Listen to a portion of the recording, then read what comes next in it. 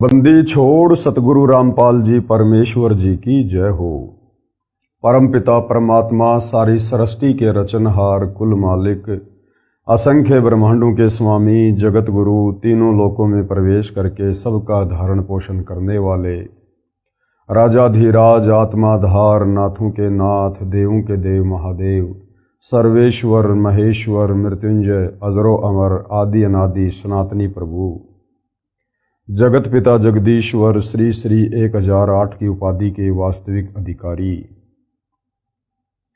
अकाल मूरत शब्द स्वरूपी राम वासुदेव सर्वगतम ब्रह्म परम पूज्य प्रथम पूज्य परम संत परम पुरुष परम धनी परम दयालु सत्य कबीर हक्का कबीर अल्लाहु कबीर अल्लाहु अकबर बाखबर अल्लाह ताला जगत के तारणहार जगत के मुक्तिदाता जगत के जगन्नाथ हारे के सहारे हिंदुओं के राम मुसलमानों के अल्लाह सिखों के वाहिगुरु ईसाइयों के मसीह दया के सागर दया निधि करुणा के सागर करुणा निधि स्वयंभू परिभू संकट मोचन कष्ट हरण मंगल करण दुख भंजन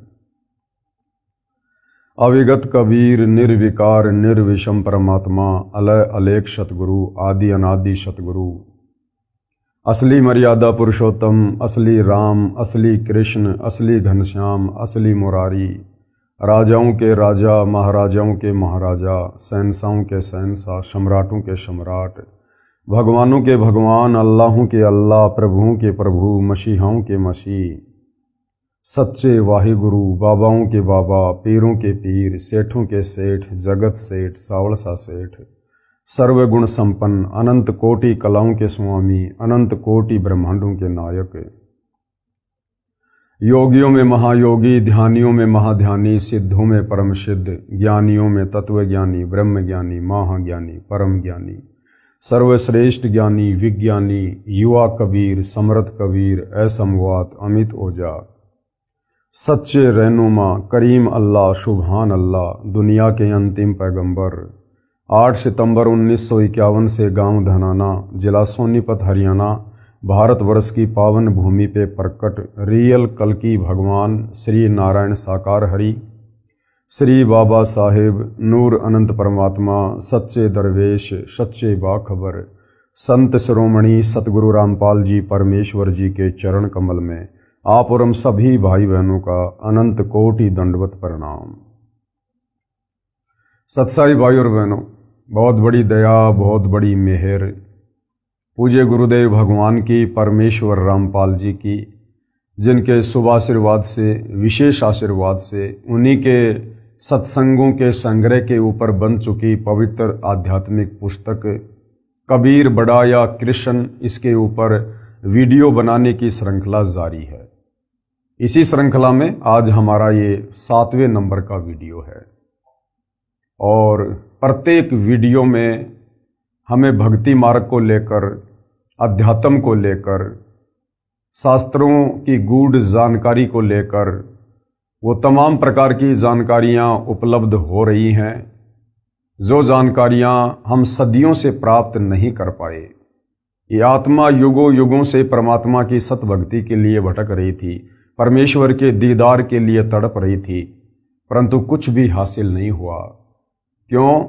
क्योंकि हमारे तत्व ज्ञानहीन नादान धर्मगुरुओं ने हमें शास्त्र अनुकूल भक्ति मार्ग वाला रास्ता नहीं दिखाया, क्योंकि वो स्वयं भटके हुए थे, उन्हें स्वयं तत्व ज्ञान नहीं था।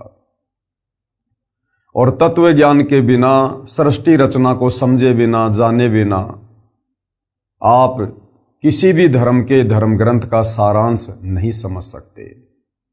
यही कारण रहा सदियों से परमात्मा चाहने वाली आत्माएं भक्ति और भगवान से दूर रही और शास्त्रों के विरुद्ध साधना करते करते अंत में प्रेत योनि पाई, भूत योनि पाई और अपनी दुर्गति करवाई, 184 योनियों में भरम के भटक के। अब भाई और बहनों, सारी सृष्टि के सृजनहार कबीर परमेश्वर जी ने बहुत बड़ी रजा की है, दया की है। अपने विधान अनुसार परमेश्वर 8 सितंबर 1951 को गांव धनाना जिला सोनीपत हरियाणा भारतवर्ष की पावन भूमि पर प्रकट हुए हैं। तत्वदर्शी संत की जगत गुरु की भूमिका कर रहे हैं और सन 1994 से हमें आध्यात्मिक ज्ञान दे रहे हैं, भक्ति मार्ग बता रहे हैं, और सन 2000 से सर्व धर्मों के धर्मशास्त्रों से गूढ़ ज्ञान, गूढ़ जानकारी हमें उपलब्ध करवा रहे हैं, हमें आत्म कल्याण का मार्ग दिखा रहे हैं। तो भाइयों और बहनों, ये जो पवित्र पुस्तक कबीर बड़ा या कृष्ण है, ये सर्व धर्मों के, सर्व धर्मशास्त्रों के ज्ञान से प्रमाणित है। विशेषकर हिंदू समाज के भाई बहनों के लिए ये पुस्तक किसी वरदान से कम नहीं है। यदि आपने दिल थामकर धैर्य के साथ रुचि लेकर निष्पक्ष भाव से इस पवित्र पुस्तक कबीर बड़ा या कृष्ण को पढ़ लिया या इस पर बन रहे तमाम वीडियो देख लिए, आपको पता चलेगा कि वास्तव में वो एक सर्वशक्तिमान परमेश्वर कौन है, जिन्होंने सर्व ब्रह्मांडों की रचना की है, जिसके अधीन ये सभी दैवीय शक्तियां हैं। तो भाइयों और बहनों, हमारा जो टॉपिक है वो चल रहा है जनता की अदालत में। जनता की अदालत में शास्त्रों को लेकर, भक्ति और भगवान को लेकर विषय चालू है। कबीर जी की तरफ से उनके वकील हैं सतगुरु रामपाल जी। हालांकि कबीर परमेश्वर स्वयं ही अपने वकील होते हैं, लेकिन यहाँ पर भगत समाज को समझाने की दृष्टि से हम सतगुरु रामपाल जी को कबीर जी के वकील के रूप में पेश कर रहे हैं, जैसा कि इस पुस्तक में लिखा हुआ है। दूसरी तरफ श्री कृष्ण जी के वकील हैं हिंदू धर्म के तमाम आचार्य, शंकराचार्य, गुरुजन। और इस मुकदमे में जो जज है वो जनता है, क्योंकि जनता शिक्षित है, पढ़ी लिखी है, सर्वशास्त्र उपलब्ध हैं। जनता अपनी आंखों से सारे प्रमाण देखकर स्वयं निर्णय करेगी कि वास्तव में कबीर बड़ा या कृष्ण। मुकदमा क्या है? श्री कृष्ण जी के वकीलों ने अर्थात हिंदू धर्म गुरुओं ने ये कहा है कि श्री कृष्ण अर्थात विष्णु ही सर्वशक्तिमान परमात्मा है। ये अविनाशी है, इनका जन्म और मरण नहीं होता है, इनके कोई माता पिता नहीं है, ये अजरो अमर है। और किसी भी हिंदू धर्म ग्रंथ में श्री कृष्ण उर्फ विष्णु से बढ़कर परमात्मा नहीं है, और इन्हीं की भक्ति करने का निर्देश है। दूसरी तरफ कबीर जी के वकील सतगुरु रामपाल जी का दावा है कि श्री कृष्ण जी के जितने भी वकील हैं, जितने भी धर्मगुरु हैं, ये सब झूठ बोल रहे हैं और समाज को भ्रमित कर रहे हैं।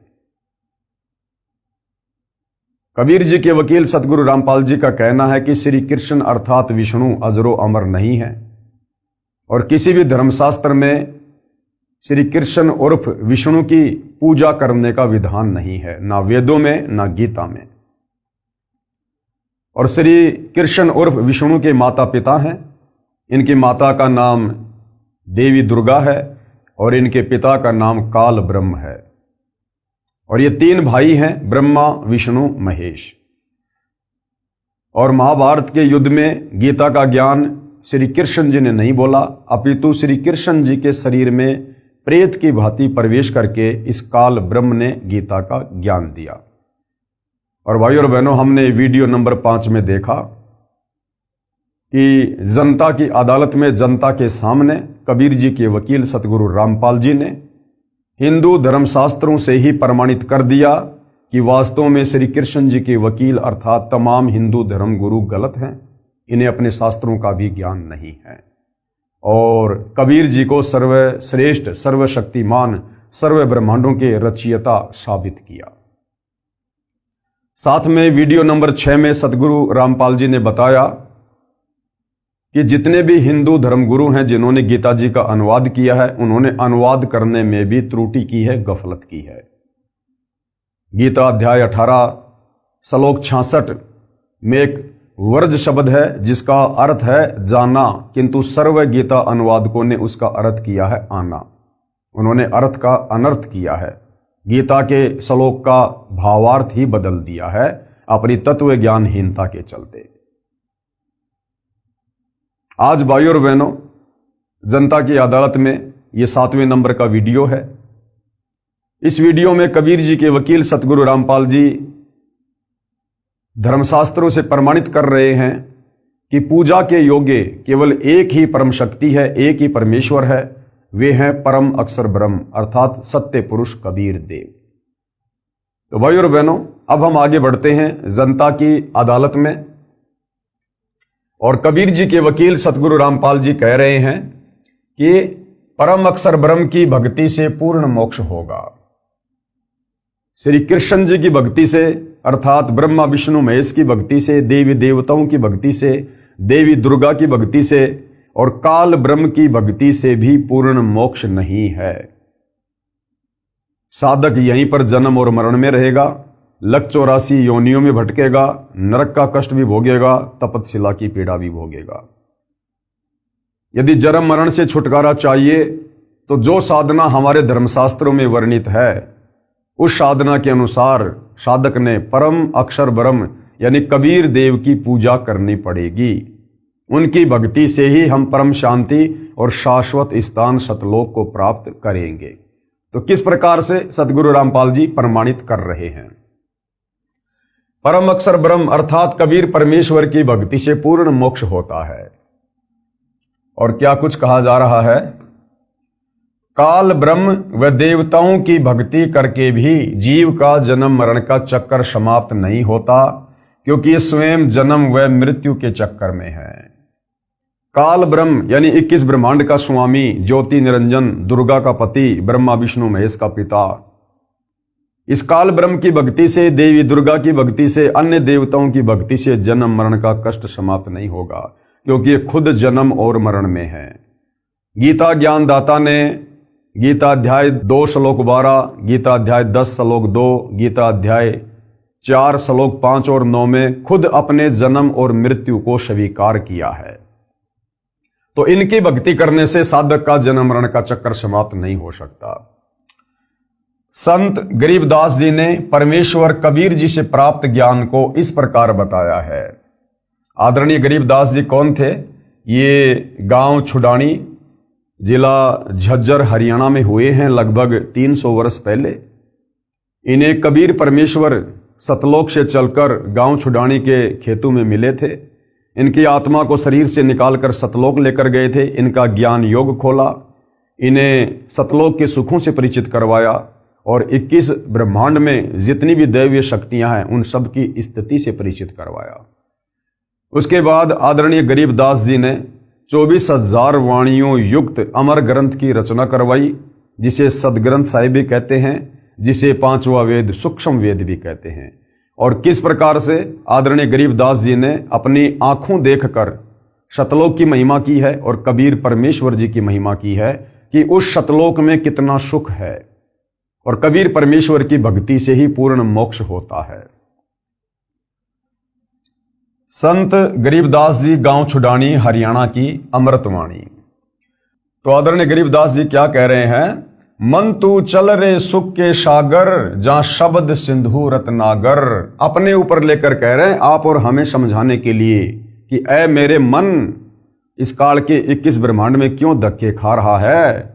उस सुख सागर सतलोक में चल, जहां शब्द सिंधु रत्नागर।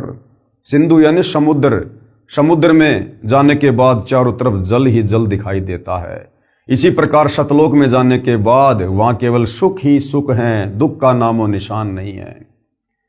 और यहां क्या हो रहा है इस काल लोक में? कोटि जन्म तो ये मर्त्या हो गए, कुछ नहीं हाथ लग्या रे। करोड़ों जन्म, अरबों खरबों जन्म हमने यहां पर मनुष्य के प्राप्त कर लिए, देवी देवताओं के प्राप्त कर लिए। मरने के बाद हमारे हाथ में कुछ नहीं रहा, फिर से जन्म मरण में लक 84 योनियों में। और कुकर शुकर खरबया बोरे, लक 84 योनियों में जाकर फिर हम गधे कुत्ते सुअर बने, कौआ हंस बुगारे। फिर कह रहे हैं कोटि जन्म तू राजा के न्या और मिटी न मन की आशा। आदरणीय गरीबदास जी क्या कह रहे हैं? भाई करोड़ों बार तू राजा के जन्म प्राप्त कर चुका है, लेकिन फिर भी तेरी इच्छाओं का अंत नहीं हुआ। करोड़ों बार। अब भाई और बहनों विचार करो, हम कब से सतलोक से बिछुड़कर इस काल के लोक में सजा भोग रहे हैं, कष्ट भोग रहे हैं। आदरणीय गरीबदास जी कह रहे हैं कोटि जन्म तू राजा कीन्या, मिटी न मन की आशा। भाई और बहनों, एक साधारण मनुष्य जन्म हमें उस समय मिलता है जब हम लक 84 योनि का एक चक्कर काट लेते हैं। यानी गधे, कुत्ते, सूअर, पक्षी, सूक्ष्म जीव जंतु, बैक्टीरिया, मक्खी, मच्छर, जल के जीव, यानी लक 84 योनि का एक चक्कर काटने में हमें अरबों खरबों युग लग जाते हैं। उसके बाद हमें बड़ी मुश्किल से एक मनुष्य जन्म मिलता है परमेश्वर के विधान अनुसार। अब भाइयों और बहनों, करोड़ों मनुष्य जन्म जब हमें इस प्रकार से मिल जाते हैं, उसके बाद कहीं जाकर हमें एक उस मनुष्य जन्म में राजा का जन्म मिलता है। तो विचार करो भाइयों और बहनों, करोड़ों मनुष्य जन्म मिलने के बाद जब एक राजा का जन्म मिलता है, और हम कितनी बार हम राजा रह चुके हैं, कोटि जन्म यानी करोड़ों बार हम यहां राजा के जन्म प्राप्त कर चुके हैं। तो सोचिए आम मनुष्य के जन्म हम कितने अरबों खरबों प्राप्त कर चुके हैं, और एक मनुष्य जन्म लक 84 योनि भोगने के बाद तो सोचो भाई और बहनों, लक 84 योनियां तो हम इतनी बार भोग चुके हैं, गधे, कुत्ते, सूअर की जिसकी कोई गिनती ही नहीं है। और आज भी हम इसी काल के लोक में हैं। आज हमें गुरुदेव ने केवल मौका दिया है, मौका संभलने का, सुधरने का, अपनी भूल सुधार करने का, वापस सतलोक जाने का, भक्ति करने का। यदि आज हमने जरा सी त्रुटि कर दी, सतगुरु का वचन तोड़ दिया, या सतगुरु को अपने किसी भी कर्म के चलते नाराज कर दिया कि जिन बातन से गुरु दुख पावे उन बातों को दूर भगावे, तो भाइयों और बहनों, हम लक 84 योनि के किनारे खड़े हैं, दहलीज पे खड़े हैं। अभी हम सतलोक में नहीं हैं, काल के 21 ब्रह्मांड में हैं। सावधानी हटी, दुर्घटना घटी। तो ये इतना सारा ज्ञान देने का, ये बड़े बड़े शास्त्र लिखने का, दिन रात गुरुदेव ने जो संघर्ष किया है पिछले 30 वर्षों से, केवल इसलिए कि हम आत्माएं अब वो गलती ना करें जो गलतियां हम युगों युगों से सतगुरु की शरण में आने के बाद भी करते आ रहे हैं, गुरु को मानुष मानकर भक्ति करने वाली। तो अब भाई और बहनों, सिर धड़की बाजी है। कोटि जन्म तू राजा के ना मिटी न मन की आशा। परमात्मा कहते हैं भाई करोड़ों बार तू राजा के जन्म प्राप्त कर चुका है, और राजा के जन्म में तो तेरे पास में सारा ठाट बाट होता है, सारा सुख होता है, और उस राजा के जन्म में भी तेरी इच्छाओं का कभी दमन नहीं हुआ, तेरी इच्छाओं का अंत नहीं हुआ। तो नालायक, आज तो तू एक साधारण सा व्यक्ति है, हैंड टू माउथ है, कोई मजदूरी करता है, कोई किसानी करता है, कोई खेती करता है, बड़ी मुश्किल से जीवन यापन करता है। आज तू क्या प्राप्त कर लेगा? क्यों दिन रात माया की दौड़ में आगे से आगे भाग रहा है? अब तुझे सतगुरु मिल गया, अब तो बैठ के भक्ति कर ले। जब तूने राजाओं के जन्म में कोई वो किला नहीं तोड़ा, अब तू इस दारिद्र वाले जीवन में, सामान्य व्यक्ति वाले जीवन में तू कौन सा रावण बन जाएगा, कौन सा तू धनपति बन जाएगा। और ये धनपति, ये भी सतगुरु की भक्ति ही बनाएगी, अन्यथा जो हमारे भाग्य में है हमें केवल वही मिलेगा, चाहे हम कितने पैर क्यों ना पटक लें। तो परमेश्वर हमें समझा रहे हैं प्यार से, प्रेम से, कि भाई अब इस तत्व ज्ञान को समझकर अपनी इच्छाओं का दमन कर, इस काल लोक की भाग दौड़ में मत भाग, दुनिया को देख के मत भाग। उसके पास में बड़ी कोठी, उसके पास में बड़ी कार, उसका बेटा नौकरी लग गया, उसके पास इतने प्लाट, उनको करने दे, अंत में यही छोड़ के जाएंगे।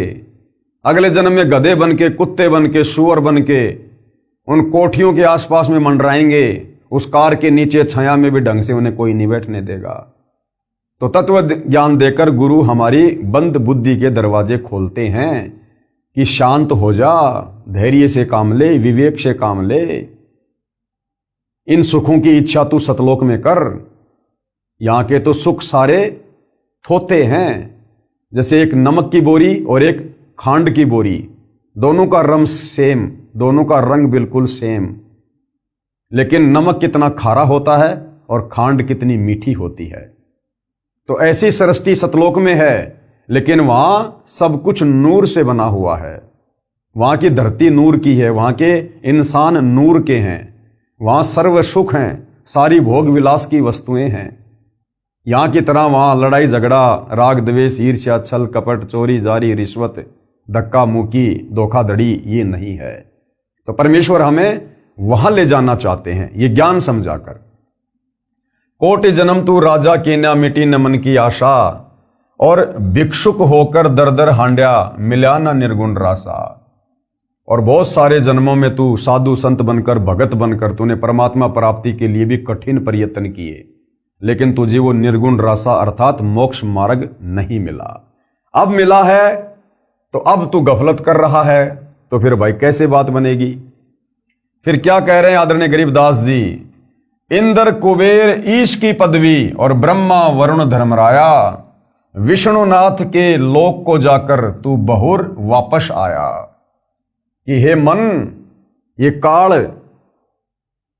जब तू मनुष्य जन्म प्राप्त करता है तो तेरे 3 इंजेक्शन लगवा देता है, रजगुण ब्रह्मा का, सतगुण विष्णु का, तमगुण शंकर का, और तू अपनी तमाम याददाश्त को खो बैठता है कि मैं पूर्व जन्म में क्या था, कहाँ था, मैं राजा भी रह चुका हूं, मैं देवता भी रह चुका हूं, मैं ब्रह्मा विष्णु महेश के पद को भी प्राप्त कर चुका हूं। तो अब हमें सतगुरु याद दिला रहे हैं कि हे मन, तू देवताओं का राजा इंद्र भी रह चुका है, तू धन का देवता कुबेर भी रह चुका है, और ईश की पदवी यानी ब्रह्मा विष्णु महेश के पद भी तू प्राप्त कर चुका है। ब्रह्मा वरुण धर्मराया और विष्णुनाथ के पुर को जाकर और विष्णु भगवान के लोक में जाकर भी तू वापस आ चुका है, बहुर अपूठा आया। यानी तूने इस मनुष्य जन्म में इस पृथ्वी पर भक्ति करके काल की, या कभी सतगुरु आए उनसे उपदेश लेकर टूटी फूटी भक्ति की, बीच में छोड़ दी, उस भक्ति के प्रतिफल में तू ऊपर के लोकों में देव पद भी प्राप्त कर चुका है, लेकिन फिर भी तेरी इच्छाओं का अंत नहीं हुआ, तुझे वो परमात्मा नहीं मिला, तुझे वो भक्ति मार्ग नहीं मिला जो तुझे पूर्ण मोक्ष प्रदान करवा दे, और यदि मिला तो उस पर तू नहीं रुक पाया। तो कहने का मतलब है कि अब तुझे मौका मिला है, अब तुझे परमात्मा ने फिर से सुअवसर दिया है, तेरे ऊपर मेहरबान हुए हैं, अब इस मौके को मत चूक, इस ज्ञान को आधार बना।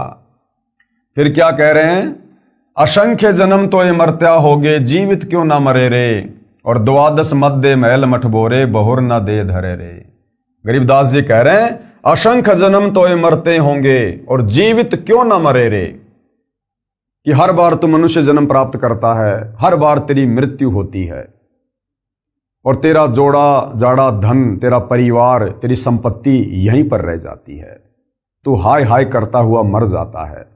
यहीं पर किसी न किसी धन में, बेटा में, बेटी में, पोता में, पोती में तेरी आस्था रह जाती है, और तू यहीं पर वापस गधा कुत्ता शुअर बनकर घूमता रहता है।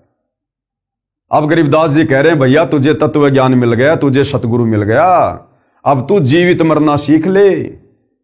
अब तुझे गुरु ने सतलोक से इस काल लोक की तुलना करके दिखा दी कि ये तो खोकापुर है, खोकापुर, यहां कुछ नहीं है सिवाय कष्टों के, दुखों के, पीड़ाओं के, जन्म और मरण के, लग 84 योनियों के।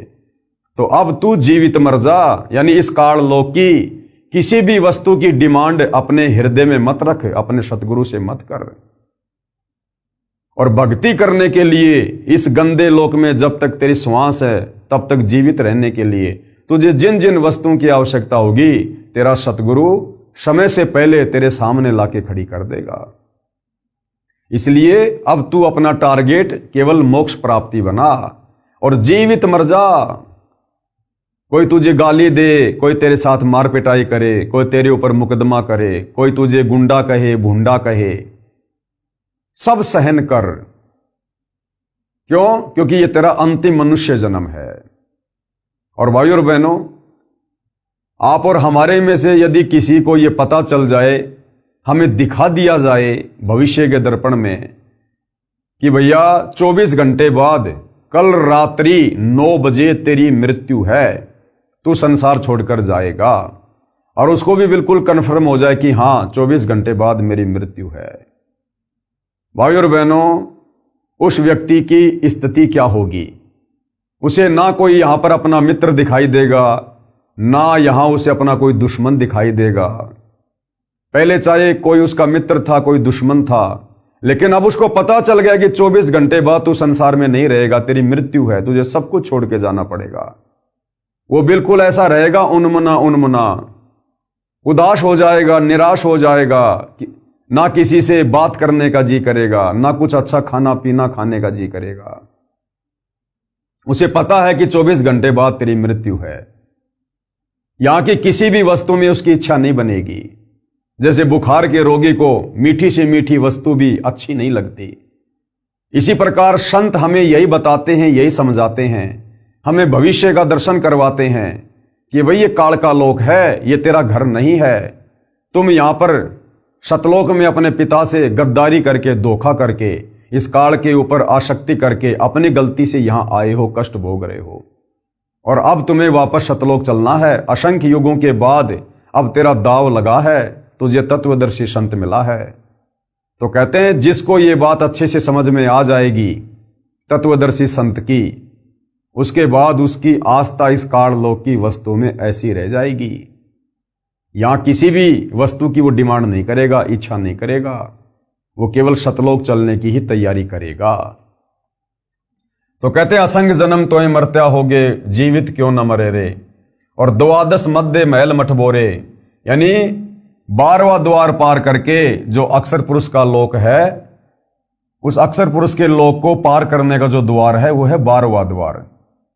कहते हैं उसके बाद महल मठबोरे, यानी वो सतलोक है जहां जाने के बाद बहुर ना दे धरे रे। फिर तू कभी शरीर धारण नहीं करेगा, ये 5 तत्व वाला, वहां तुझे नूरी शरीर मिलेगा, शब्द से तेरी उत्पत्ति होगी और सदा तू वहां पर ठाट बाट करेगा।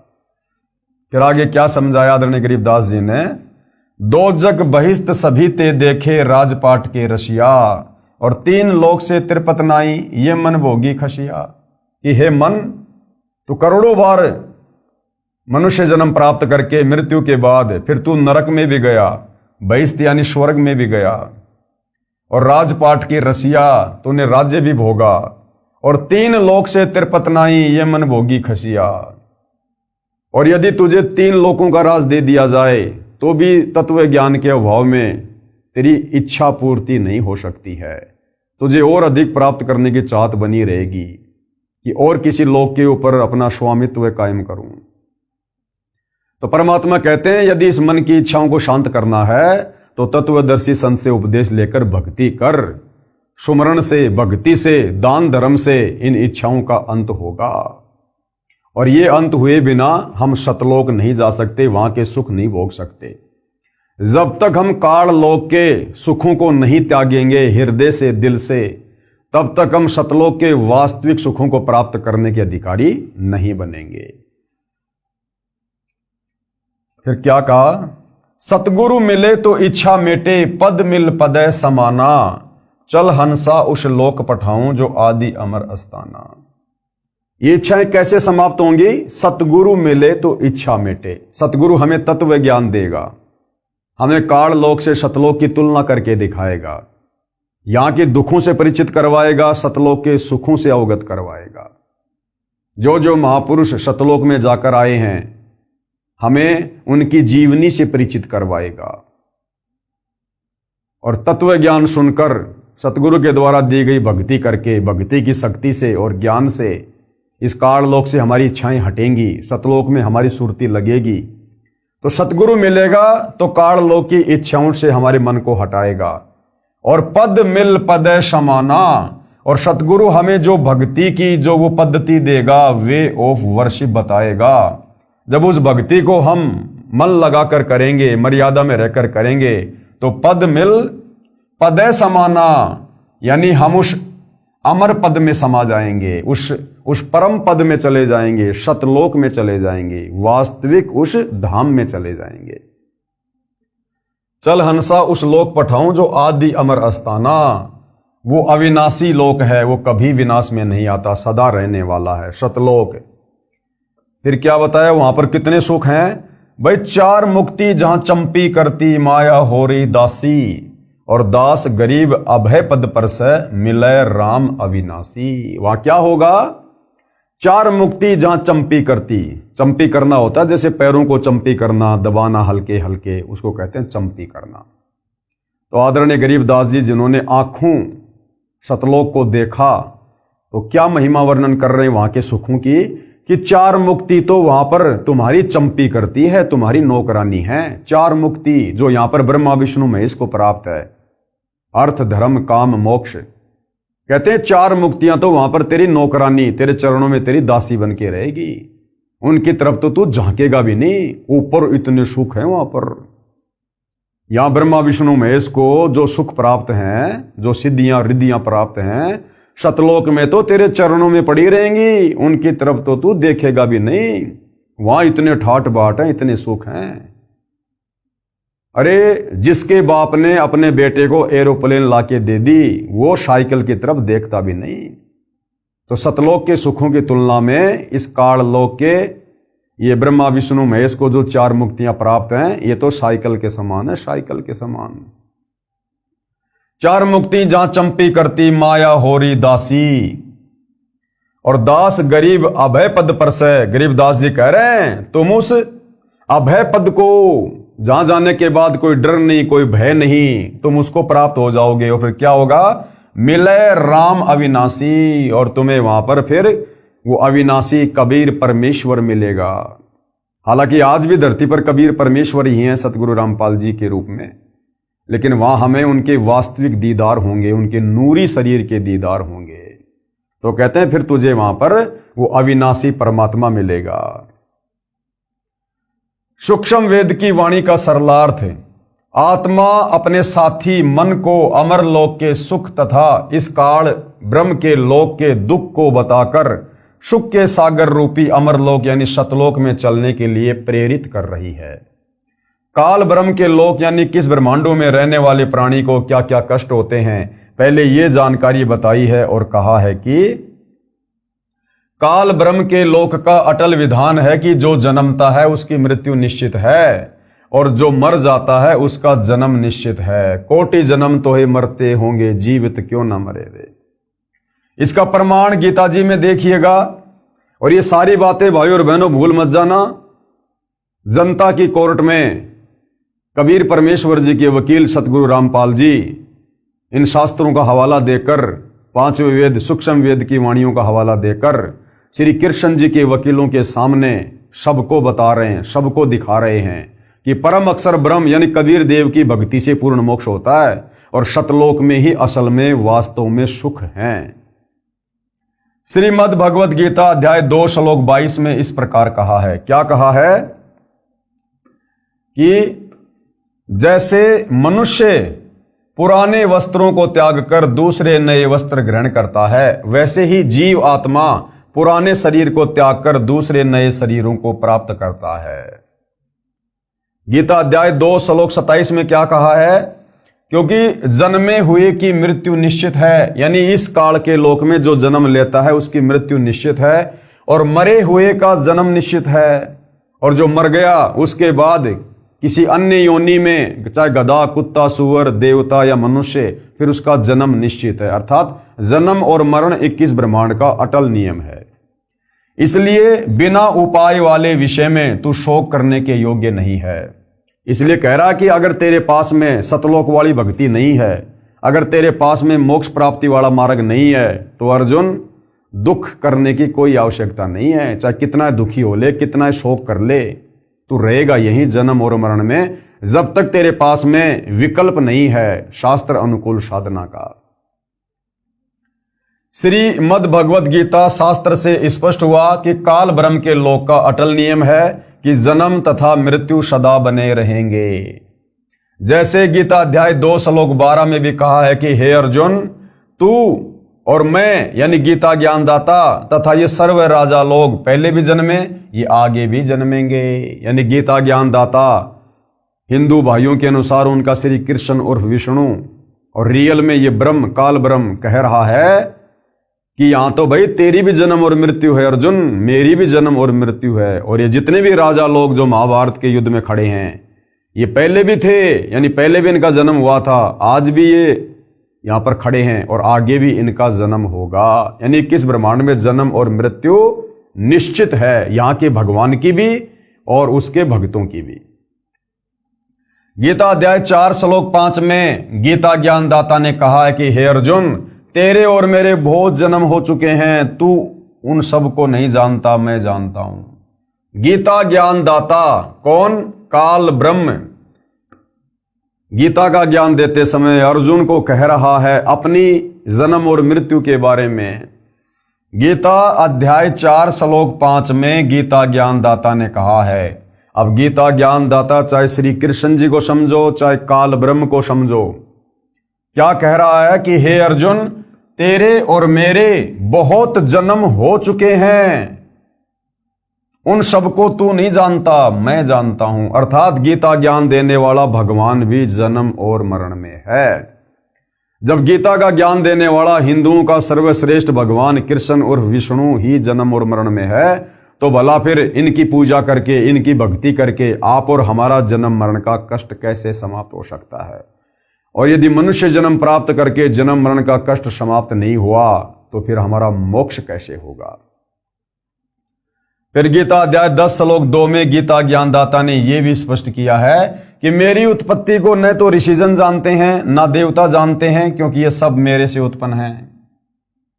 अब बाप की उत्पत्ति को, बाप के जन्म को, बाप की डेट ऑफ बर्थ को बेटा या बेटी नहीं बता सकते, वो तो दादा बताता है, दादा। तो कबीर परमेश्वर जी ने समय समय पर इस पृथ्वी पर आकर अपनी कबीर वाणी में, अमृत वाणी में ये सारा रहस्य उजागर किया है, जो आज पुनः धरती पर प्रकट होकर सतगुरु रामपाल जी के रूप में इन धर्मशास्त्रों को खोल खोल कर हमें बता रहे हैं। तो भाई और बहनों, विश्वास हो जाना चाहिए, ये जनता की कोर्ट में मामला चल रहा है और आपको अध्याय और श्लोक बता बता के, शास्त्रों का हवाला दे दे के समझाया जा रहा है। अब भी यदि हमारी आंख नहीं खुलती है हिंदू समाज की, तो धिक्कार है फिर ये मनुष्य जन्म प्राप्त। इसलिए गीता अध्याय 8 श्लोक 15 में कहा है, माम उपेते पुनर्जन्म दुखालयम आशश्वतम न आपनुवंती महात्मान संसिद्धिम परमाम गता। क्या कह रहा है?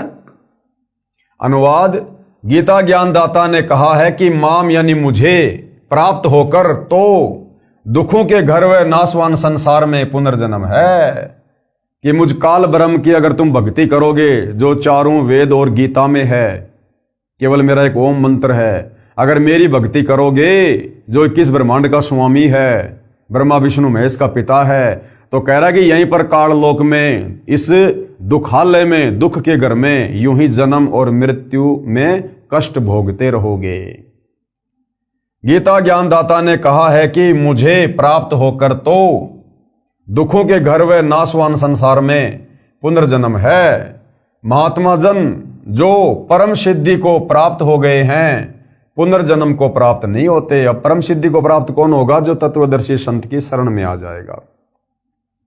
विशेष पाठक जनों से निवेदन है कि मुझ लेखक सतगुरु रामपाल जी से पहले सभी अनुवादकों ने, यानी गीता जी के अनुवादकर्ताओं ने, इस श्लोक का गलत अनुवाद किया है, क्योंकि तत्व ज्ञान तो इनको था नहीं, और तत्व ज्ञान के बिना आप किसी भी धर्मशास्त्र का यथार्थ अनुवाद नहीं कर सकते, क्योंकि पवित्र गीता जी तो वैसे भी चारों वेदों का सार है, ये तो कोड वर्ड में है। गीता ज्ञानदाता ने कहा है कि मुझे प्राप्त होकर पुनर्जन्म को प्राप्त नहीं होते। ऐसा नहीं कहा उसने कि मुझे प्राप्त होकर अर्जुन फिर तुम पुनर्जन्म को प्राप्त नहीं होगे। ये तो खुद ही जन्म और मरण में है, फिर इसकी भक्ति करके हम भला पुनर्जन्म में क्यों नहीं आएंगे? विचार करें, पहले लिखे अनेकों गीता के श्लोकों में आप जी ने पढ़ा कि गीता ज्ञानदाता ने स्वयं कहा है कि मेरे तथा तेरे अनेकों जन्म हो चुके हैं। गीता अध्याय 2 श्लोक 12, गीता अध्याय 10 श्लोक 2, गीता अध्याय 4 श्लोक 5 और 9 में खुद गीता ज्ञानदाता अपनी जन्म और मृत्यु स्वीकार कर रहा है। जब ये पहले के श्लोकों में अपनी जन्म और मृत्यु स्वीकार कर रहा है, तो फिर आगे भला इस श्लोक में ये कैसे कह सकता है कि मुझे प्राप्त होकर फिर पुनर्जन्म नहीं होता? फिर भी इस श्लोक का ये अर्थ करना कि मुझे प्राप्त महात्मा का पुनर्जन्म नहीं होता, गीता की यथार्थता के साथ खिलवाड़ करना तथा अर्थों का अनर्थ करना मात्र है। परमात्मा के दोषी बने हैं, परमात्मा के दोषी, भगत समाज को भ्रमित करके, शास्त्रों का यथार्थ अनुवाद ना करके। सूक्ष्म वेद की अमृतवाणी का भावार्थ है, वाणी का सरलार्थ, आत्मा और मन को पात्र बनाकर संत गरीबदास जी ने संसार के मानव को समझाया है, कहा है कि ये संसार दुखों का घर है, इससे भिन्न एक और संसार है, सतलोक, जहां कोई दुख नहीं है, वह शाश्वत स्थान है, अर्थात सनातन परम धाम यानी सतलोक जो कभी नष्ट नहीं होता, वह सुख सागर है, तथा वहां का प्रभु अविनाशी परमेश्वर भी सुखदायी है जो उस सुख सागर में निवास करता है। सुख सागर अर्थात अमरलोक की संक्षिप्त परिभाषा बताई है, यानी सतलोक में क्या है, कितने सुख हैं वहां पर। शंखों लहर मेहर की उपजय, कहर नहीं जा कोई, दास गरीब अचल अविनाशी, सुख का सागर सोई। शंखों लहर मेहर की उपजय, शंखों यानी गिनती नहीं, इतना वहां पर सुख है, सुख की लहर है वहां पर। जैसे समुद्र में पानी की लहरें होती है ना, वो कभी समाप्ति नहीं होती, इसी प्रकार सतलोक में इतना सुख है, इतना वैभव है, इतना विलास है, जिस प्रकार समुद्र में लहरें होती हैं। शंखों लहर मेहर की उपजय, कहर नहीं जा कोई, और दास गरीब अचल अविनाशी, सुख का सागर सोई। वास्तव में वो सतलोक ही स्थायी स्थान है और सुख का सागर है, उसके अलावा और कोई सुख का सागर है ही नहीं। अक्षर पुरुष के 7 संग ब्रह्मांडों में और काल के 21 ब्रह्मांडों में सुख नाम की चीज नहीं, केवल नाम है सुख, लेकिन वस्तु यहां सुखदायक नहीं है। भावार्थ, जिस समय मैं अकेला होता हूं, यानी पूज्य गुरुदेव भगवान अपने ऊपर उदाहरण पेश कर रहे हैं। हालांकि ये तो परमेश्वर हैं, परमात्मा हैं, सुख के सागर हैं, इनका तो सबके प्रति समदृष्टि भाव रहता है, इनमें राग द्वेष ईर्ष्या किसी भी प्रकार का कोई रजोगुण तमोगुण सतोगुण कुछ भी नहीं होता है, ये निर्मोही परमात्मा है। लेकिन आप और हमें भक्ति मार्ग को समझाने के लिए अपने ऊपर उदाहरण पेश कर रहे हैं। जिस समय मैं अकेला होता हूं तो कभी कभी ऐसी हिलोर अंदर से उठती है, उस समय सब अपने से लगते हैं। चाहे किसी ने मुझे कितना ही कष्ट दे रखा हो, उसके प्रति द्वेष भावना नहीं रहती, सब पर दया भाव बन जाता है। ये स्थिति कुछ मिनट ही रहती है, उसको मेहर की लहर कहा जाता है। सतलोक अर्थात सनातन परम धाम में जाने के पश्चात प्रत्येक प्राणी को इतना आनंद आता है, वहां पर ऐसी असंख्यों लहरें आत्मा में उठती रहती है, क्योंकि वहां कोई राग द्वेष नहीं है, कोई लड़ाई झगड़ा नहीं, कोई मन मुटाव नहीं, किसी चीज का वहां पर कोई अभाव नहीं। भाई मन में राग द्वेष ऊंच नीच का भाव तो उस समय आएगा जब कोई गरीब होगा, कोई अमीर होगा, और उन अमीरों के सुखों को देखकर वो गरीब आदमी ना जाने अपने मन में क्या क्या सोचेगा। तो ये ऊंच नीच का भाव, राग द्वेष का भाव उस समय उत्पन्न होता है जहां पर समानता नहीं होती है। तो सतलोक में तो कबीर परमेश्वर जी ने सबको एक जैसा सुख दे रखा है, सबको एक जैसी वस्तुएं उपलब्ध करवा रखी हैं, किसी के घर में किसी प्रकार की कोई कमी नहीं है। तो वहां पर एक दूसरे के प्रति राग द्वेष उपजता ही नहीं है। जब वह लहर मेरी आत्मा से हट जाती है तो वही दुखमय स्थिति प्रारंभ हो जाती है। उसने ऐसा क्यों कहा, वह व्यक्ति अच्छा नहीं है, वो हानि हो गई, ये हो गया, वो हो गया, ये कहर यानी दुख की लहर कही जाती है। अब ये भाव सतगुरु रामपाल जी में उत्पन्न नहीं होते, क्योंकि ये तो परमेश्वर हैं। हम इंसानों की स्थिति बता रहे हैं अपने ऊपर लेकर कि कभी कभार थोड़ी बहुत देर के लिए हमारे मन में वो लहर की मेहर उठती है, हमें दुश्मन भी मित्र नजर आता है, लेकिन होता है थोड़े समय के लिए। उसके बाद फिर से हमारे दिलो दिमाग में, हमारे मन में वही बकवाद, वही खरपतवार, कभी रजोगुण, कभी शतोगुण, कभी तमोगुण। उसने उधार ले रखा है, अभी तक दिया नहीं है, कल जाऊंगा, नहीं देगा तो ये कर दूंगा, वो कर दूंगा, या हमारे से कोई पैसा मांगने आया है, हमारे पास में पैसा नहीं है, झूठ बोलते रहते हैं, छुपते रहते हैं, यानी बहुत तरह की बातें। ये हम जीवों की स्थिति गुरुदेव अपने ऊपर लेकर हमें समझा रहे हैं कि यहां पर तो दुख ही दुख हैं। यहां पर तो कभी एक आध बार कोई वो लहर की मेहर आती है, मेहर की लहर, अन्यथा यहां तो कहर ही कहर है, कहर ही कहर है। और सतलोक में सदा वहां पर मेहर की लहर उठती रहती है, अनवरत, कंटिन्यू, इतना सुख है वहां पर। कहने का मतलब है भाई और बहनों, सतलोक के सुखों के विषय में बताकर इस काल लोक से गुरुदेव हमारी वृत्ति को हटाना चाह रहे हैं। उस सतलोक में असंख्य लहर मेहर यानी दया की उठती हैं, वहां कोई कहर यानी भयंकर दुख नहीं है। वैसे तो सतलोक में कोई दुख नहीं है, कहर का अर्थ है भयंकर कष्ट होता है।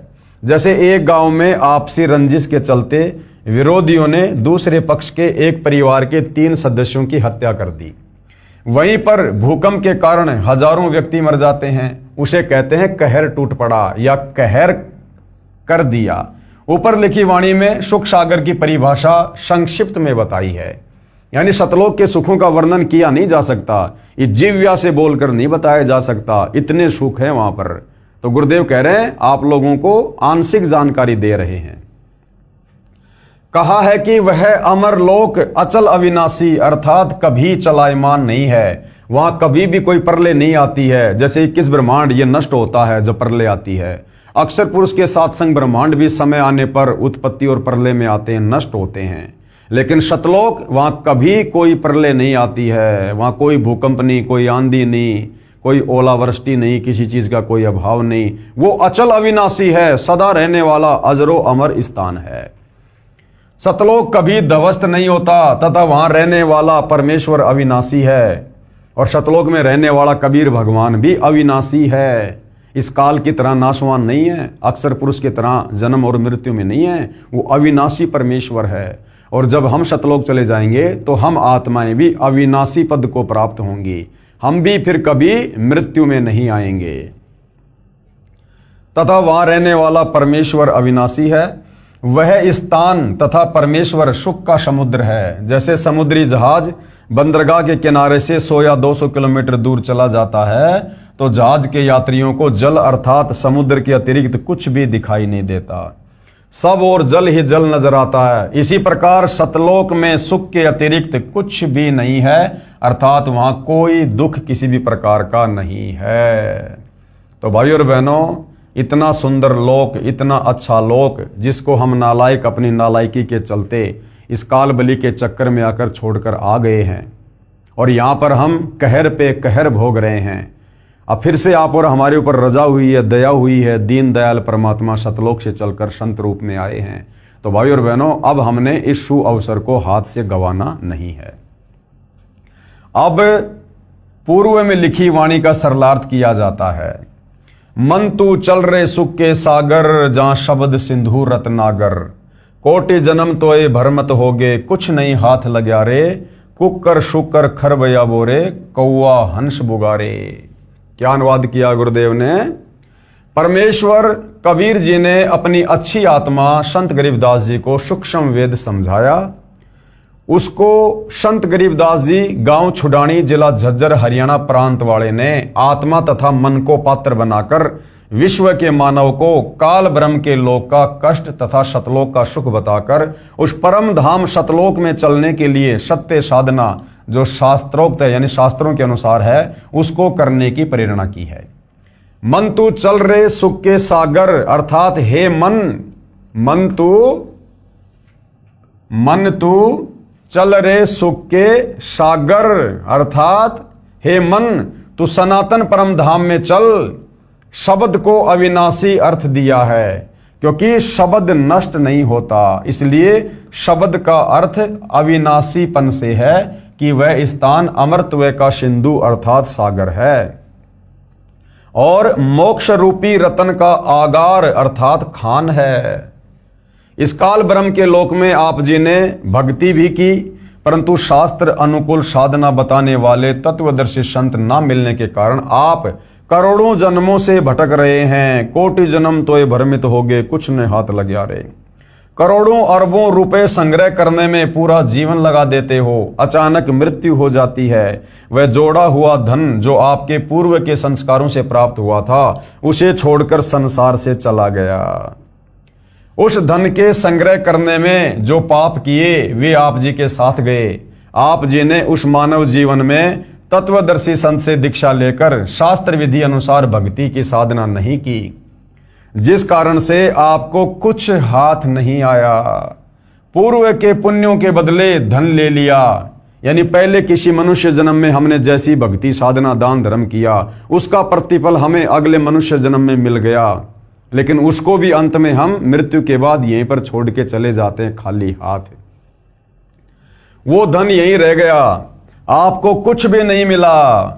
आपको मिले धन संग्रह तथा भक्ति शास्त्र अनुकूल न करने के पाप। क्या मिला हमारे को?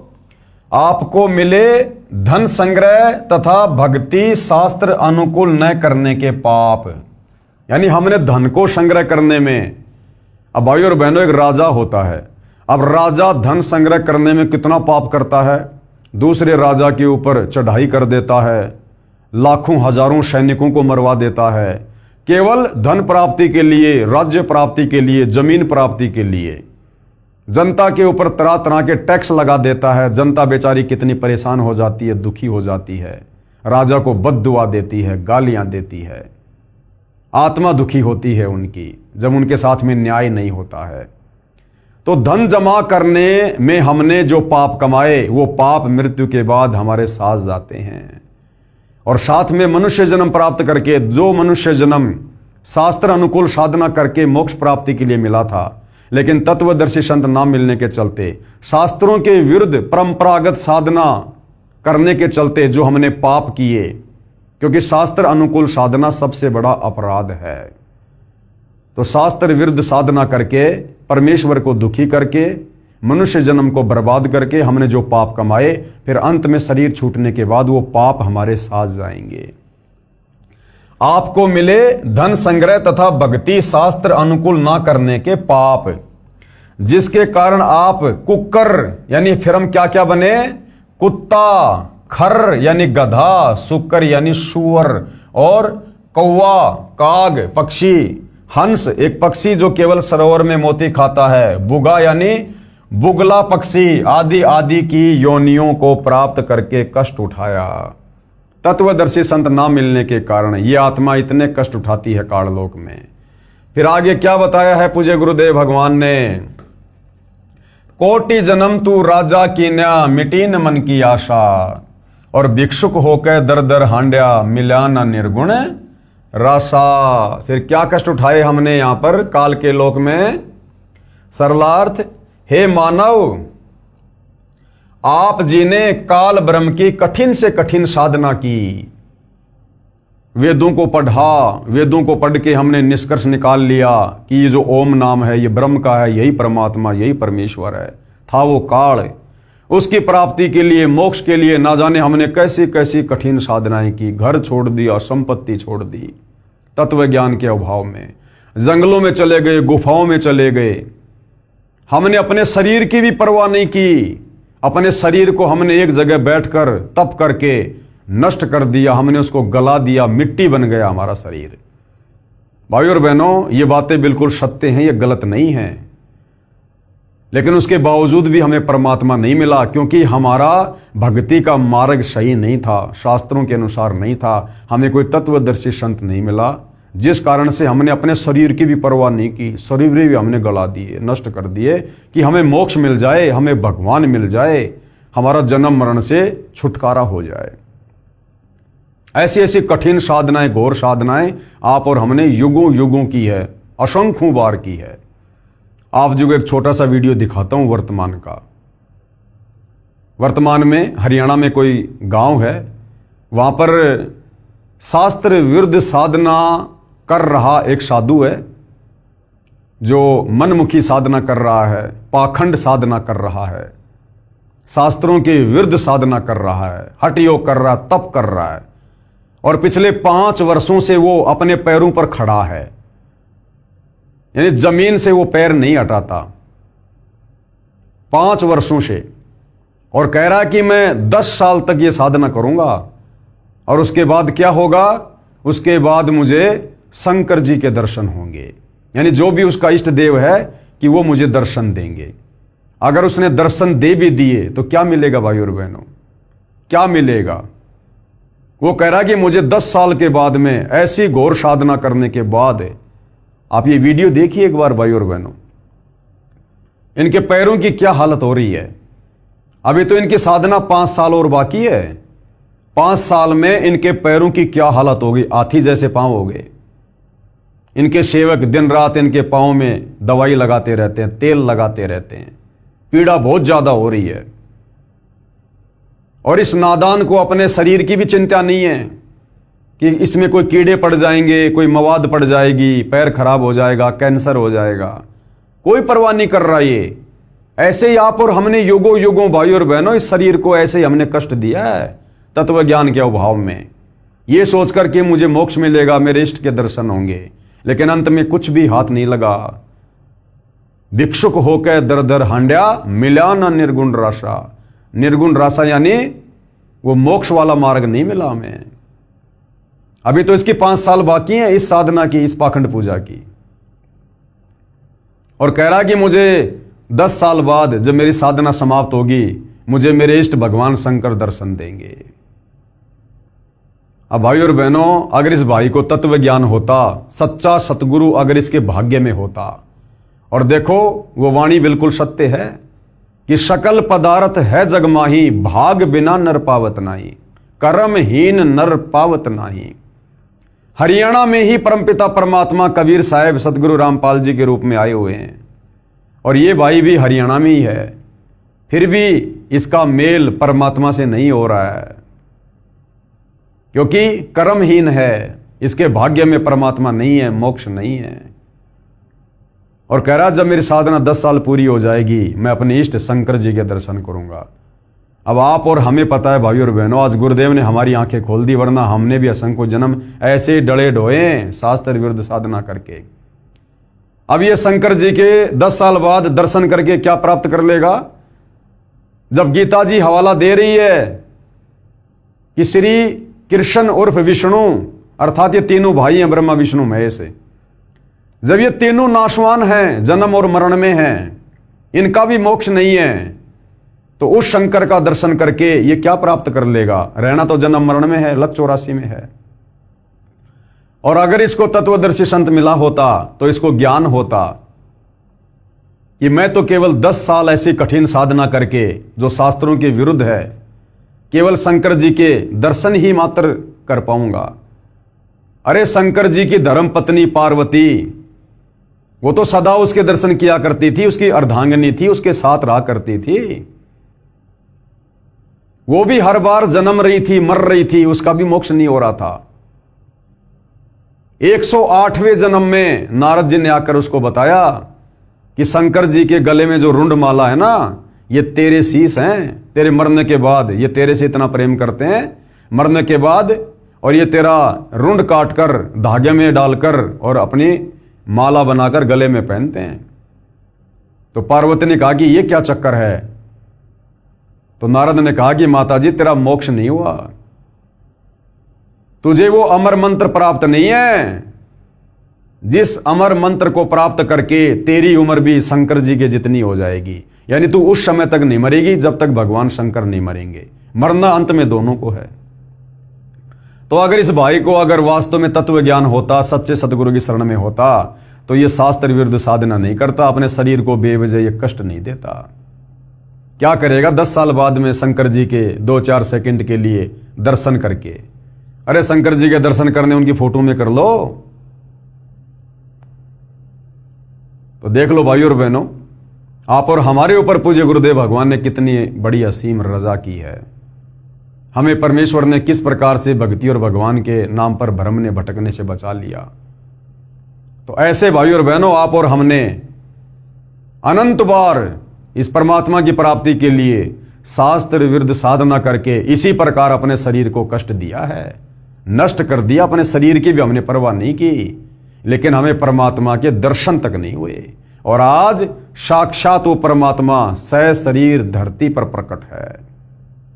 आज भी यदि हम मौका चूक जाएंगे, उनको ना पहचान कर, उनको परमेश्वर ना मानकर अगर हमने गफलत कर दी, उनके द्वारा दी गई भक्ति साधना में कोई त्रुटि कर दी, मर्यादाओं में कोई त्रुटि कर दी, भक्ति भाव में कोई त्रुटि कर दी, और यदि हमारे किसी भी कर्म और क्रिया से यदि गुरुदेव भगवान नाराज हो गए, फिर हम इसी प्रकार से जन्म और मरण में और ये कष्ट भोगेंगे।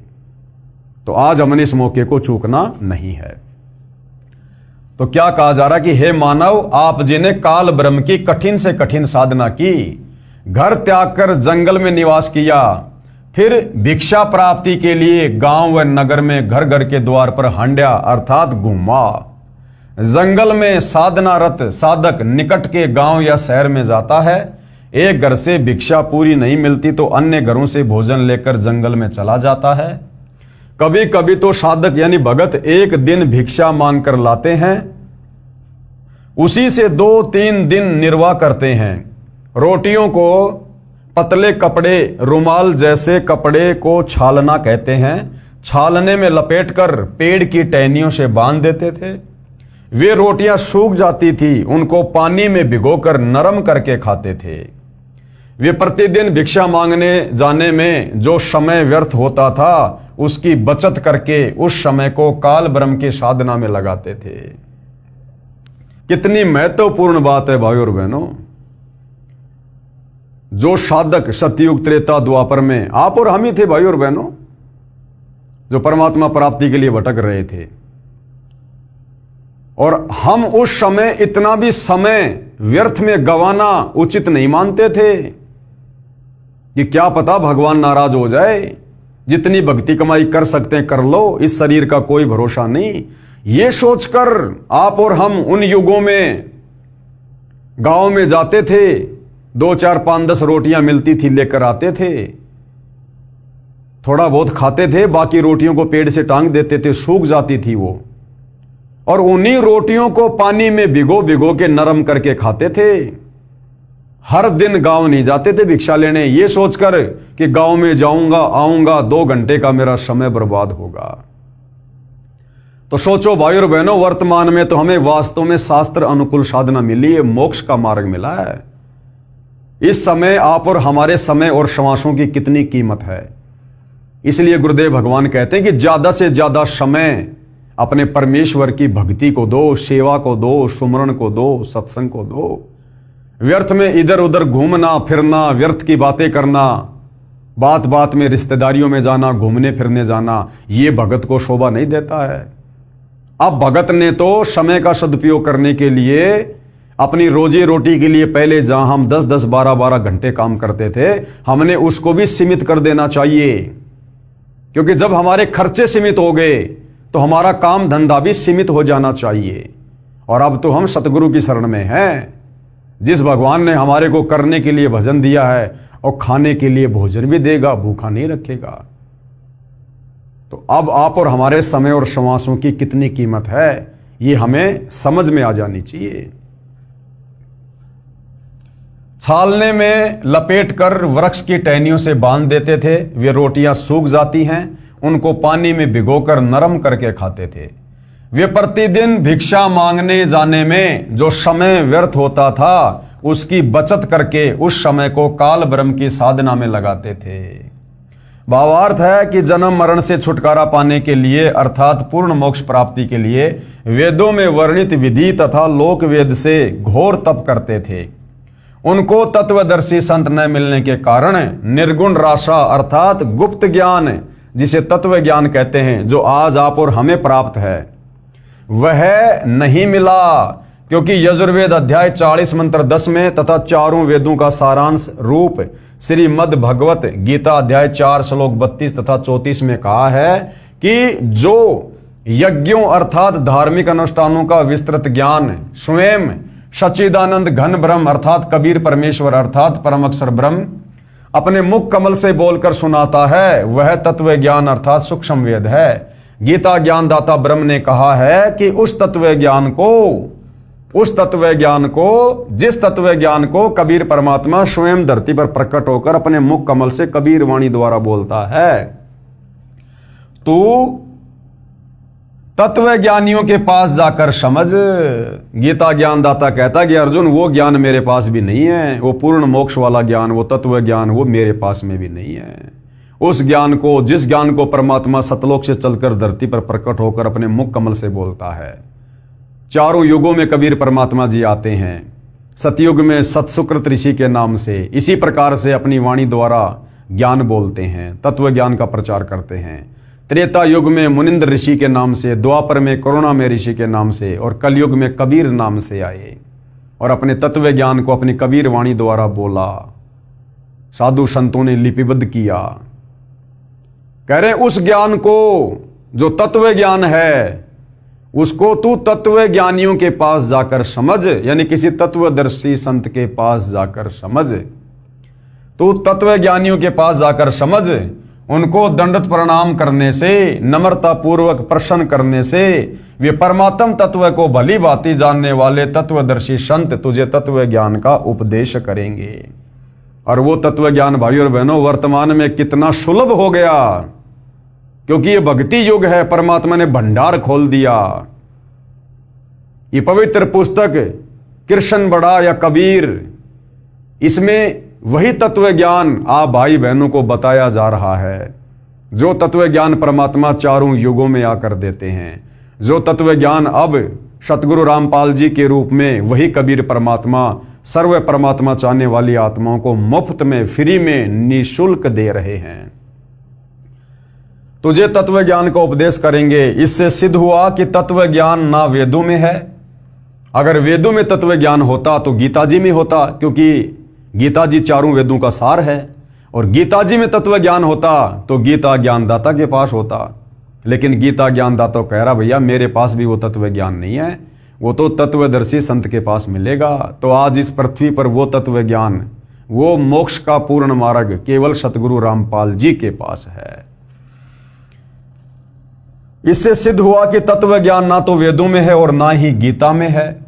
यदि होता तो एक अध्याय और बोल देता, कह देता कि तत्व ज्ञान उस अध्याय में पढ़ लो। संत गरीबदास जी ने मन के बहाने मानव शरीरधारी प्राणियों को समझाया है कि वह निर्गुण राशा अर्थात तत्व ज्ञान ना मिलने के कारण काल ब्रह्म की साधना करके आप जी करोड़ों जन्मों में राजा बने। कोटि जन्म तू राजा की न्या, मिटी न मन की आशा। फिर भी मन की इच्छा समाप्त नहीं हुई, क्योंकि राजा सोचता है कि स्वर्ग में सुख है, यहां राज में कोई सुख चैन नहीं है, शांति नहीं है।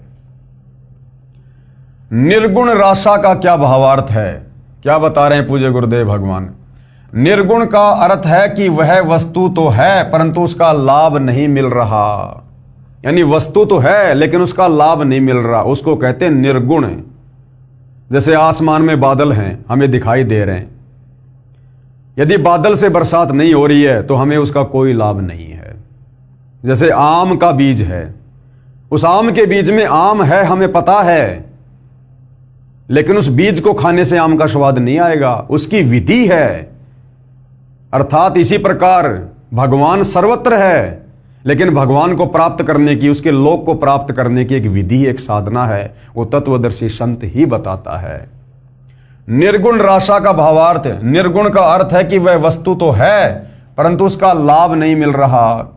वृक्ष के बीज में फल तथा वृक्ष निर्गुण रूप में है, यानी बीज के अंदर फल भी है और पेड़ भी है।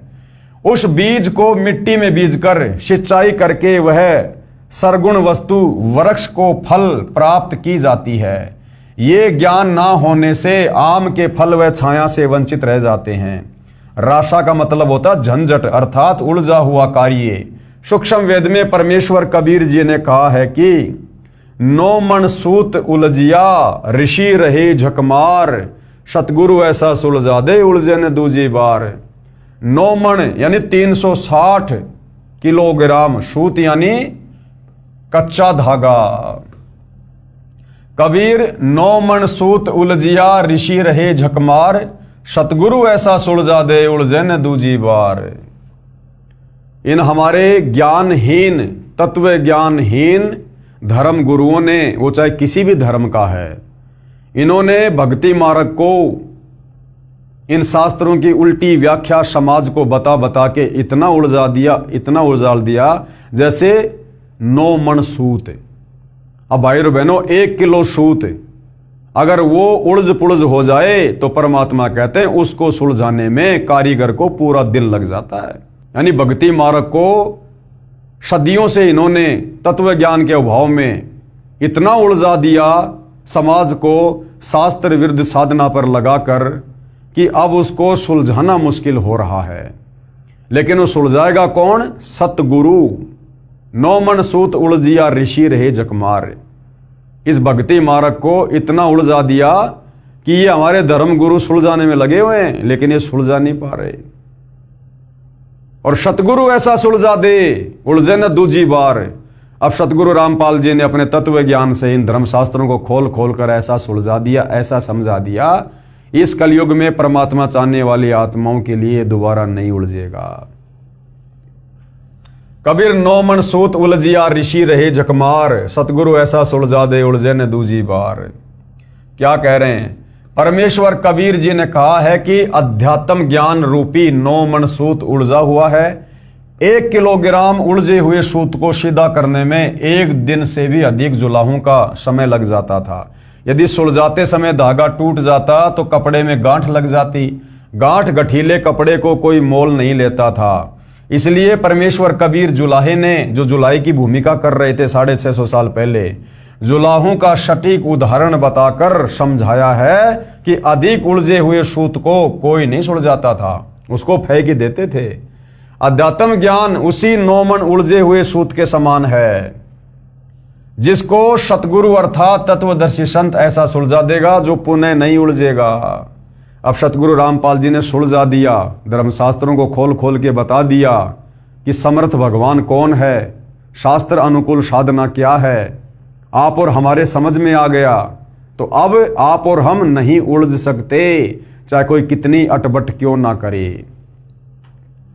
बिना सुलझे आध्यात्मिक ज्ञान के आधार से अर्थात लोकवेद के अनुसार साधना करके स्वर्ग नरक 84 लाख प्रकार के प्राणियों के जीवन, पृथ्वी पर किसी टुकड़े का राज्य, स्वर्ग का राज्य प्राप्त किया, फिर पुनः जन्म मरण के चक्कर में गिरकर कष्ट पर कष्ट उठाया, परंतु काल ब्रह्म की वेदों में वर्णित विधि अनुसार साधना करने से वह परम शांति तथा सनातन परम धाम प्राप्त नहीं हुआ, जो गीता अध्याय 18 श्लोक 62 में कहा है। और न ही परमेश्वर का वह परम पद प्राप्त हुआ जहां जाने के पश्चात साधक लौटकर संसार में कभी नहीं आते, जो गीता अध्याय 15 श्लोक 4 में कहा है। काल ब्रह्म की साधना से निम्न लाभ होता है। क्या होता है? वाणी संख्या 3। इंद्र कुबेर ईश की पदवी, ब्रह्मा वरुण धर्मराया, और विष्णुनाथ के पुरकू जाकर बहुर अपूठा आया। यानी हमने मनुष्य जन्म में घोर साधना की, उस साधना के प्रतिफल में हम ऊपर के लोकों में चले गए, ब्रह्मा विष्णु महेश के हमने पद प्राप्त किए। लेकिन जैसे हमारी भक्ति कमाई नष्ट हुई, हमें वहां से धक्के दे दिया गया, हम पुनः वापस जन्म मरण में आए, लख 84 योनियों में गए, किंतु हमें वो मोक्ष मार्ग नहीं मिला। मोक्ष मार्ग मिलता है तत्वदर्शी संत की शरण में आने के बाद, जो आज हमें मिला है। सरलार्थ, काल ब्रह्म की साधना करके साधक इंद्र का पद भी प्राप्त करता है। इंद्र स्वर्ग के राजा का पद है। इसको देवराज अर्थात देवताओं का राजा तथा सुरपति भी कहते हैं। ये सिंचाई विभाग अर्थात वर्षा मंत्रालय भी अपने अधीन रखता है। अब यहां पर गुरुदेव भगवान कह रहे हैं कि मन में एक प्रश्न खड़ा होगा कि इंद्र की जो पदवी है वो कैसे प्राप्त होती है, इंद्र की पोस्ट आत्मा को कैसे प्राप्त होती है। तो क्या कह रहे हैं गुरुदेव? उत्तर, अधिक तप करने से या 100 मण 4000 किलोग्राम गाय या भैंस के घी का प्रयोग करके धर्म यज्ञ करने से एक धर्म यज्ञ संपन्न होती है। 100 मण देसी घी लगाकर जो यज्ञ की जाती है, अब जिसमें 100 मण देसी घी लगेगा, उसमें बाकी सामान आटा, मैदा, चीनी, ये और कितना सामान लगेगा। 100 मण देसी घी यानी 4000 किलोग्राम देसी घी से जो यज्ञ की जाती है, एक यज्ञ ऐसी 100 यज्ञ करनी पड़ती है, और एक भी यज्ञ खंडित नहीं होनी चाहिए।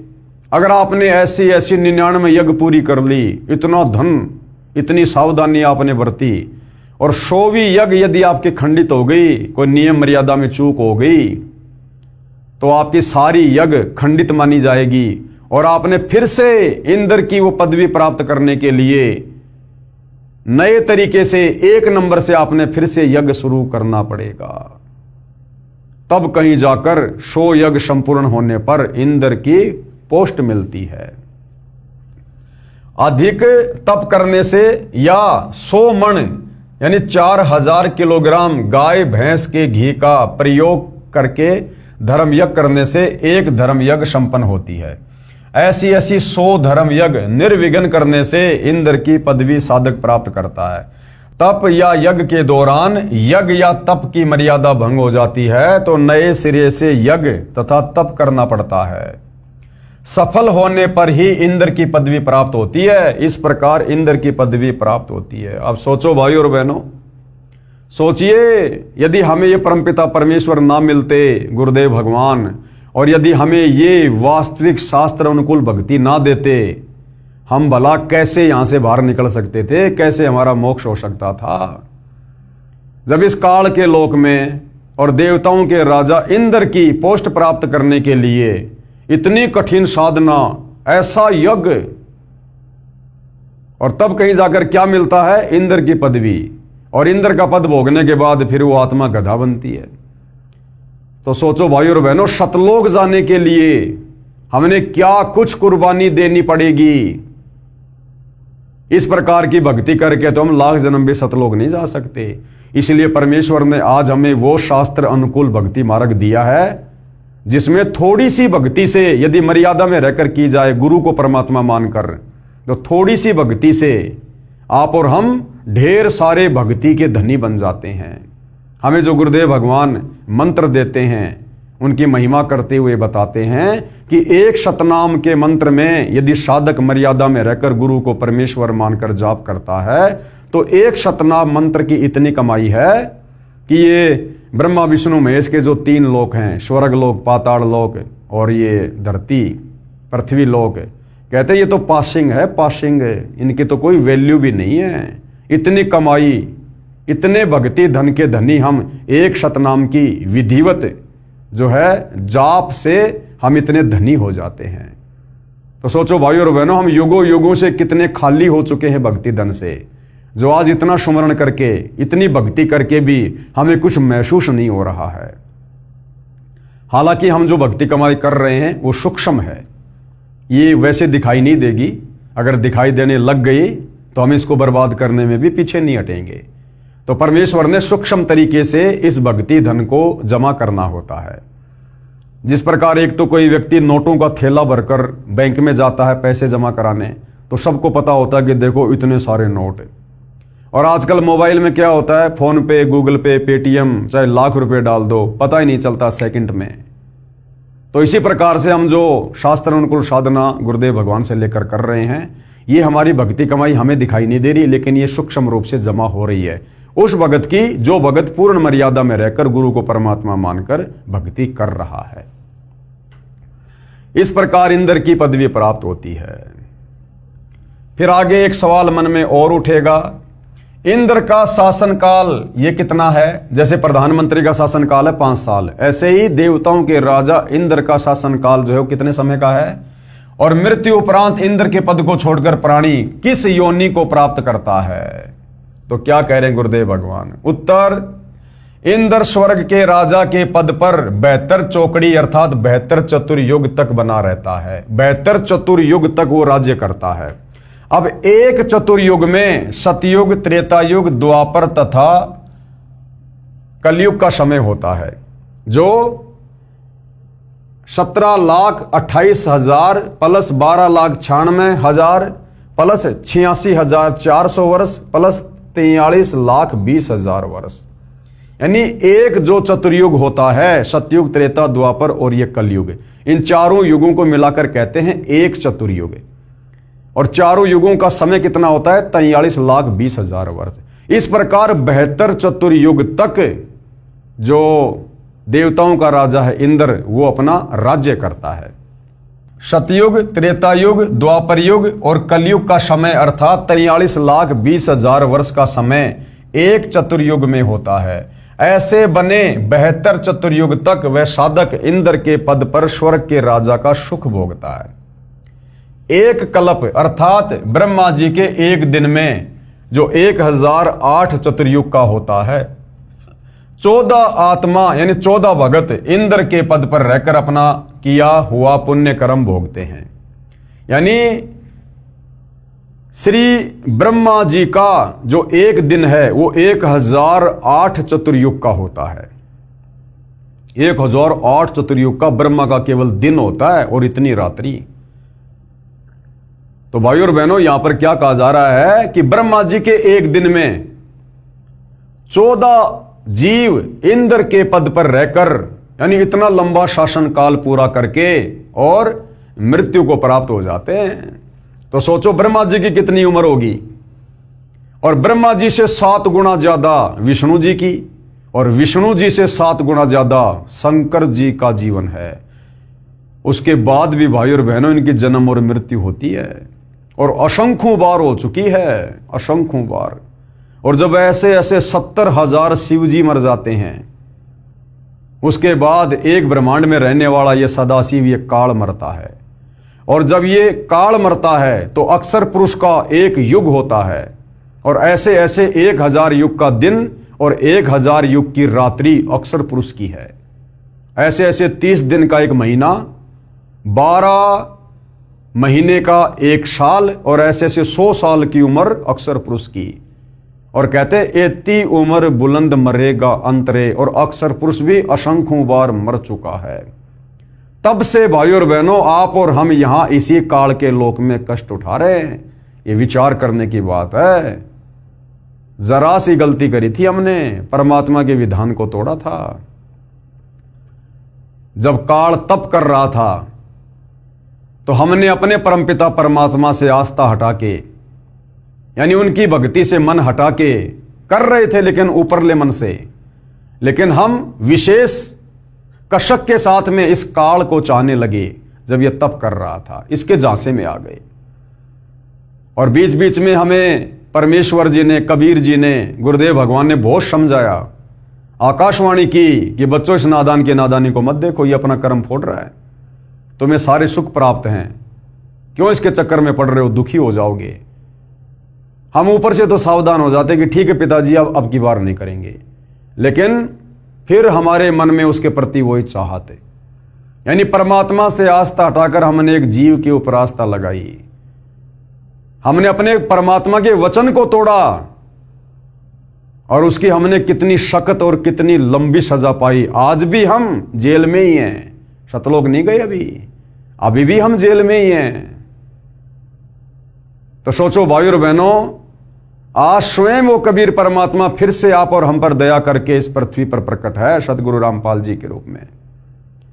और आज फिर से उन्होंने हमें भक्ति दे दी जो भक्ति हम सतलोक में करते थे, और आज हमें फिर से वही मर्यादा दे दी जो मर्यादा सतलोक में थी। आज यदि हमने फिर से उनके किसी भी वचन को तोड़ दिया, किसी भी मर्यादा को तोड़ दिया, तो सोचो भाइयों और बहनों फिर हमारे साथ में क्या बनेगी। ये दूसरा मौका दिया परमात्मा ने, और कहते हैं जीवन में 2 मौके और 1 बाल पर 2 छक्के ये किसी भाग्यवान को मिलते हैं। तो ये आप और हमारा दूसरा और अंतिम मौका है। अगर ये मौका चूक गए तो सोचो फिर हम और कितने लंबे समय के लिए यहां पर जन्म और मरण का कष्ट भोगेंगे। तो ये विचारणीय विषय है भाइयों और बहनों। और इंद्र के उस पद को भोगकर वो प्राणी गधे का जीवन प्राप्त करता है। यानी इंद्र का पद भोगकर फिर वो आत्मा क्या बनता है, 184 योनि में सीधा गधे की योनि प्राप्त करता है। तो भाड़ में जाए ऐसा सुख जिस सुख को भोगने के बाद गधा बनना पड़े। वो 72 चतुर्युगी इंद्र का सुख एक गधे के जीवन में काल निकाल देता है। अब भाइयों और बहनों, इस संवाद को, इस सत्य कथा को जो अभी अभी आपको सतगुरु रामपाल जी ने मौखिक बताई कि देवताओं के राजा इंद्र का पद प्राप्त करने के लिए साधक को कितना कठिन तप करना पड़ता है, या फिर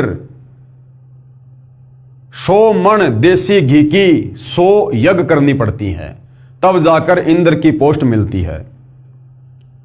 और इंद्र की पोस्ट प्राप्त करके वो 72 चतुर्युगी यानी इतने समय वो वहां पर शासन काल करता है, 72 चतुर्युग तक। और जब उसका शासनकाल समाप्त हो जाता है उसके बाद वो सीधा लक 84 योनि में गधे की योनि से अपना नया जीवन शुरू करता है।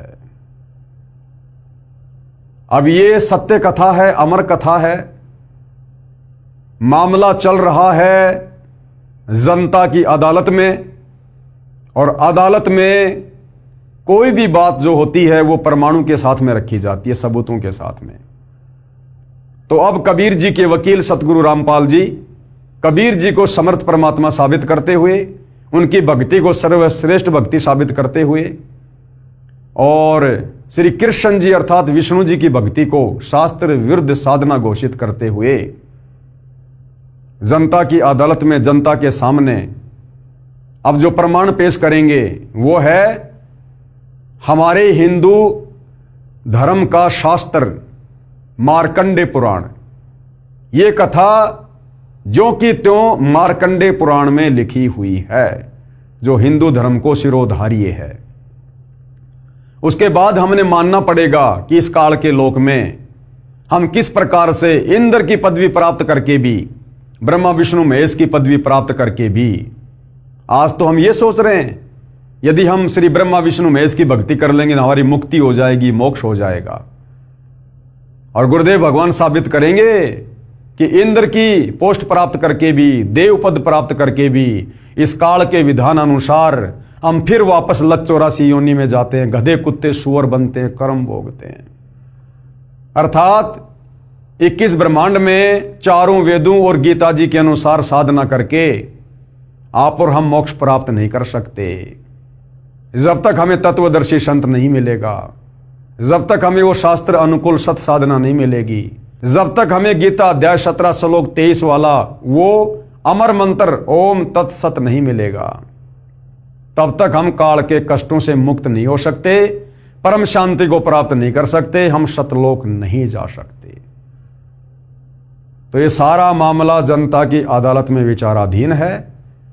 एक तरफ श्री कृष्ण जी के वकील हिंदू धर्मगुरु खड़े हैं, दूसरी तरफ कबीर जी के वकील सतगुरु रामपाल जी खड़े हैं, और सतगुरु रामपाल जी धर्मशास्त्रों को आधार बनाकर जनता के सामने सारे प्रमाण कि कबीर बड़ा या कृष्ण, कबीर की भक्ति सर्वश्रेष्ठ या कृष्ण की, कबीर की भक्ति शास्त्र अनुकूल या कृष्ण की भक्ति शास्त्र विरुद्ध, इस बात को प्रमाणित कर रहे हैं, ताकि सदियों से भक्ति और भगवान के नाम पर भ्रमित भगत समाज अपनी आंखों से अपने ही धर्मशास्त्रों में छुपी सच्चाई को देखकर तत्वदर्शी संत सतगुरु रामपाल जी से उपदेश लेकर अपनी आत्मा का कल्याण करवाए।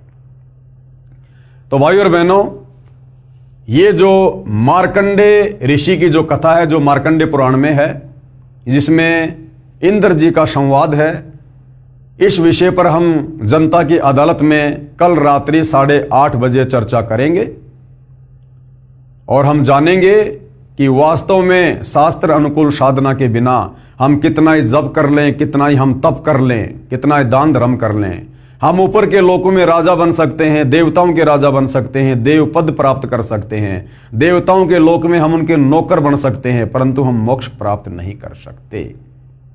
और मोक्ष नहीं मिला तो क्या फायदा इतनी मेहनत का, इतने तप करने का, इतने यज्ञ करने का, व्यर्थ, यूजलेस। तो भाइयों और बहनों, कल जनता की अदालत में फिर पेश होंगे ये प्रमाण देखने के लिए, ताकि आत्मा को दृढ़ता मिले और हम तुरंत सत भक्ति पर लगें। तो कल परमेश्वर की सेवा में फिर हाजिर होंगे। तब तक पूज्य गुरुदेव भगवान हम सबको आज्ञा दे, आशीर्वाद दे, सद्बुद्धि दे, हमारा मार्गदर्शन करे, हम सबको भ्रमने और भटकने से बचाए। बंदी छोड़ सतगुरु रामपाल जी परमेश्वर जी की जय हो।